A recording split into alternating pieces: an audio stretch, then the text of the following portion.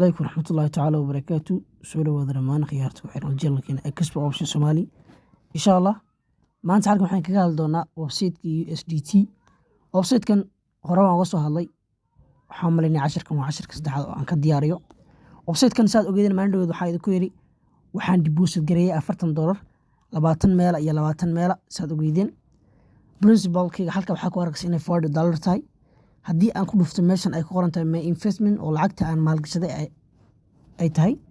waxaa arkaysaa ongoing labada lacagooda iga maqan ama hawada kusoo jira inay yihiin $20 iyo $20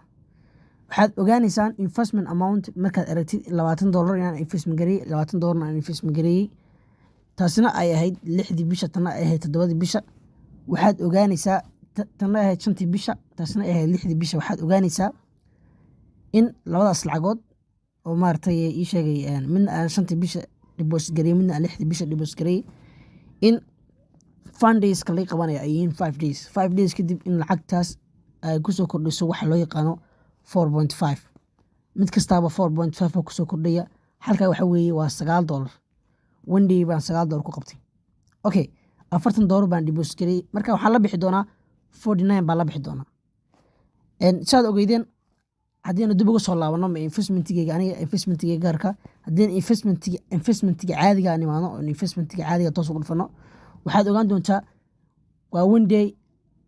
tan oo waxaad dhiganaysaa $10 baad dhiganaysaa maalinta waxaad qaadanaysaa 0.4 waxa loo yaqaano 0.4 baad qaadanaysaa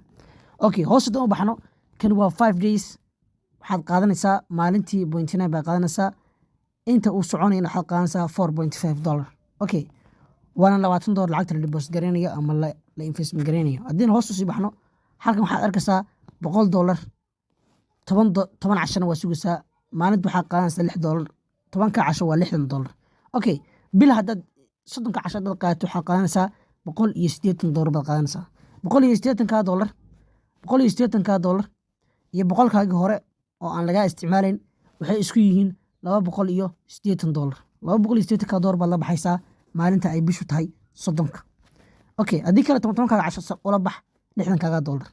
hoos u baxda halkan waxaa ku arkaysaa in $300 investment amountgan uu yahay 30 casho maalintii ay qaadanaysa $24 okay haddaa ku dhufsato waa lacag badan hoos hadeen u sii baxno waxaad arkaysaa maalin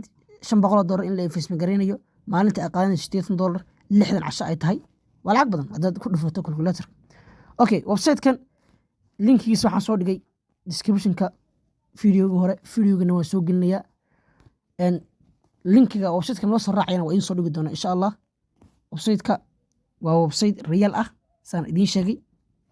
kuna arki doontaan casharadii ka horreeyey website-kan anigu marka hore waxaa iga ahayd tijaabo inaan idiin tijaabiyo laakiin anugu i qanciyey wallahi been idiin sheegi maayo anigaa dhaaranaya anugu i qanciyey website-kani iminka waxaan ku shubay $40 oo aan leeyahay baan ku aaminay waxaan rabaa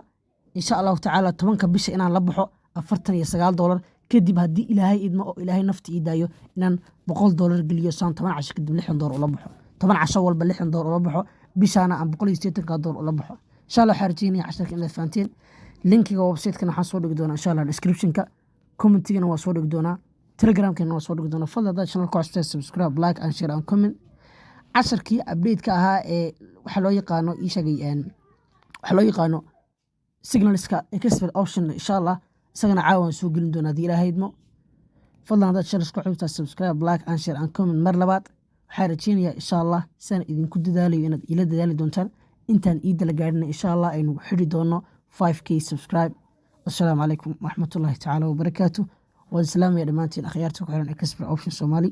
wassalaamu calaykum waraxmatullaahi tacaala wabarakaatu